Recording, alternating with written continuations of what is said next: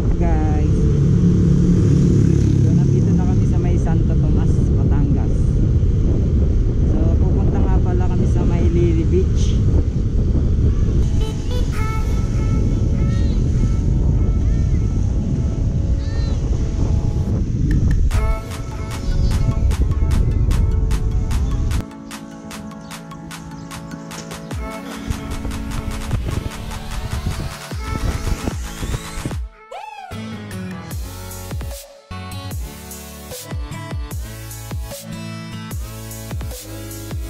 Pero mag-overnight kami doon.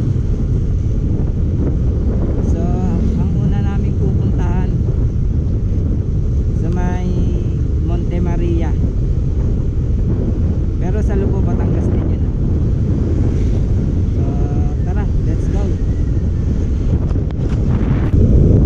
So ayun guys, oh, nakikita nyo, yun na yung Monte Maria.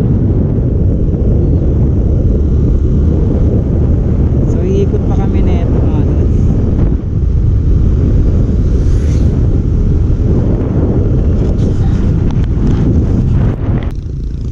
Kilometer na lang. Takot na lang pit namin. So alas 4 nga pala kami umalis sa bahay. Ay mga 4:30 ganun. Tapos anong oras ng 7:30?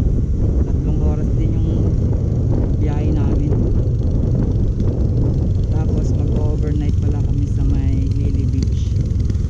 Alas 2 pa yung ano nila doon, yung inn. Saka alas 12 kami ng tanghali alis bukas.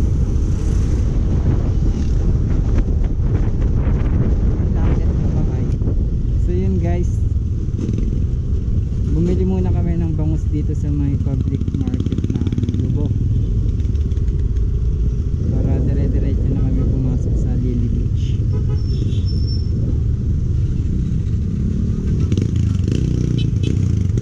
So malapit na pala kami sa may Monte Maria.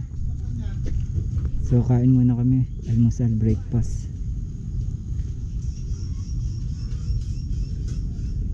So ito yung ano na lang, 11 kilometers.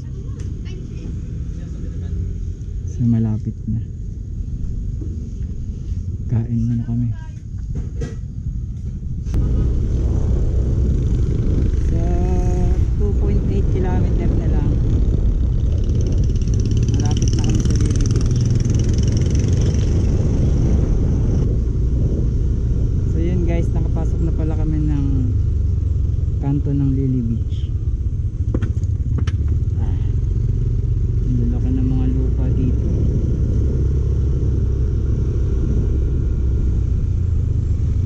Lily Beach.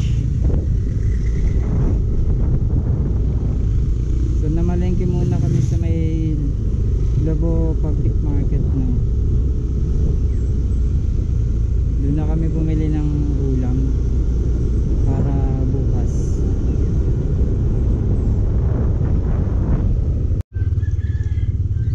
So ito guys yung Lily Beach. So nandito na kami sa may gate ng Lily Beach. Tira mo na. Ay wala yan, iba pala. Okay. Saan tayo? Malay mo one way yan. Sundan na lang natin to. So ito nga pala yung ano, yung resort ng Lily Beach.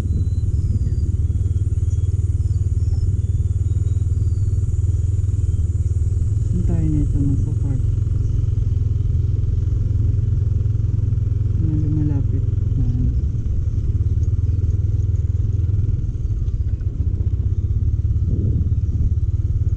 Dito lang ba?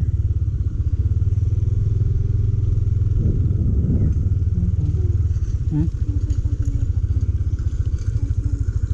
Dito na tayo sa doon. Dito tayo sa hanap tayo. So bawal nga pala pumasok doon yung motor. So iiwan talaga natin dito.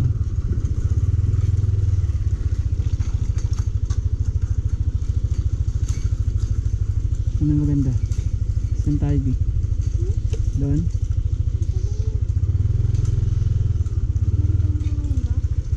Hindi, dadaling ko nito. Oo nga pala. Balikan ko na lang. Ha?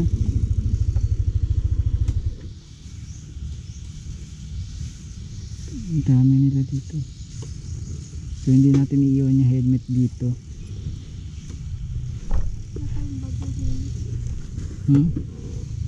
Walang yun.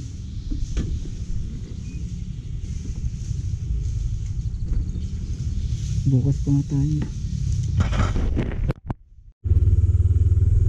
So unang experience, sad to say, fully book na daw.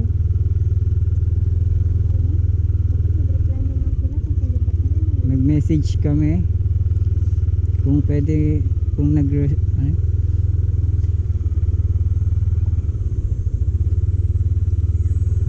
kami kung nagre-reservation sila.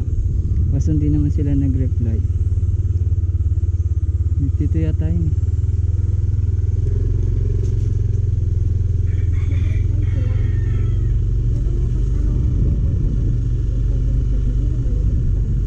Kaya nga eh.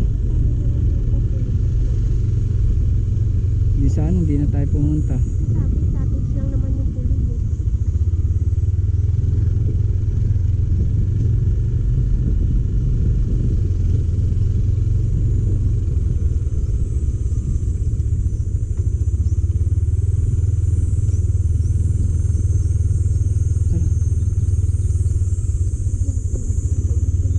Ha?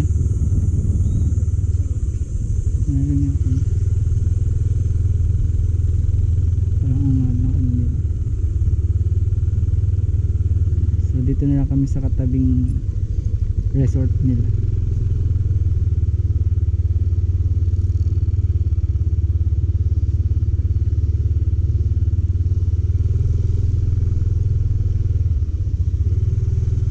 Ito view. Ayan, marami pang spot dyan. Yung iba naman dyan, pauwi na mamaya. Dyan tayo, B.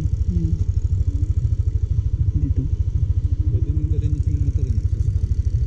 Pwede naman po doon. Ayan po, white beach na yun. Buhangin yung white sand.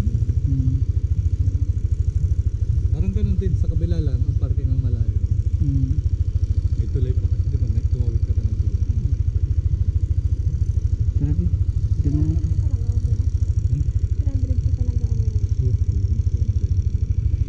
Bale, 800. Ano, B? Diyan na tayo. B. Tara. Well, dun sa kabila kung sakaling tatanggapin kayo, 2 PM pa kayo i-check-in nila. Kung gusto nyo ng maaga, babayadan nyo yung kanilang day tour na rate. Tara. Dito, pwede kayo kahit alas 12 na kayo umuwi. 24 hours dito, pwedeng lumampas na ba? Ano pa? El Milo. El Milo Rest House ito. May campsite lang. Tara. Ano pa tayo? Saan tayo magbabayad? Rest pa. Tanggalin yung pwede naman walang helmet. Doon na lang. Hindi ko maintindihan, sorry. Ano po yan? Dadalhin nyo muna yung motor nyo. Tapos pwede kayo ng spa. Balik na lang po kami pag magbabayad na po. Saan po magbabayad? Kahit sa akin na lang. Kaya sige. samahan ko kayo sa akin. Sige po. Saan tayo? Hanap ka.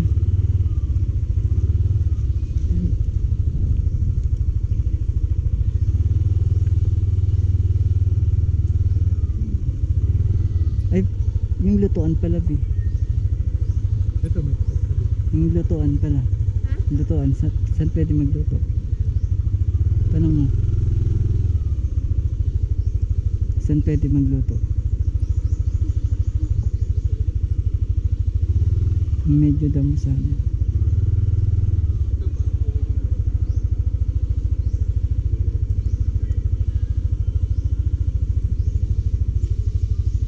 Mainit. Doon na lang, tara.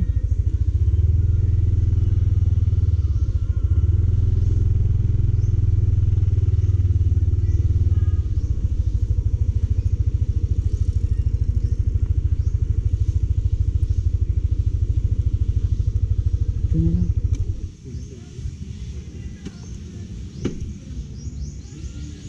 Matay na pala yung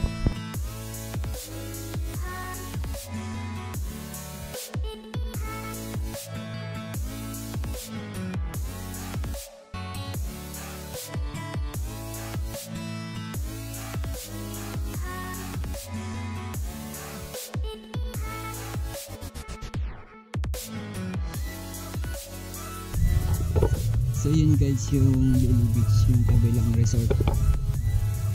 So dito lang kami sa tabi niya. Kasi nga fully booked na dahil.